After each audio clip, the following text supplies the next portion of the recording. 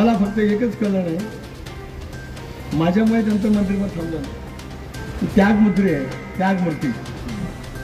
पहिल्याच मंत्रिमंडळामध्ये त्यांचा शपथविधी होता. एक संख्या कमी झाल्यावर यांचं नाव यांनी स्वतःहून सांगितलं, मी थांबतो, तुम्ही दुसऱ्याला घ्या, नाहीतर मग आता 15-20 दिवसांनी शपथ त्या ठिकाणी होणार. बरं खरं का खोटं? अख्ख्या महाराष्ट्रामध्ये त्याग दाखवणारा, मंत्रिपद नाकारणारा, थांबणारा त्याचं नाव आहे भरतशेठ गोगावणे.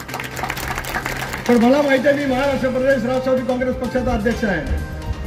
महाराष्ट्राच्या लोकसभेच्या निवडणुका संपल्याच्या नंतर राज्यामध्ये जो काही विस्तार होणार आहे, त्या विस्तारामध्ये पहिली शपथ कोणाची होणार असेल तर ती भरतशेठ तुमची होणार आहे, असा सुद्धा विश्वास त्या कार्यक्रमाच्या निमित्ताने व्यक्त करू.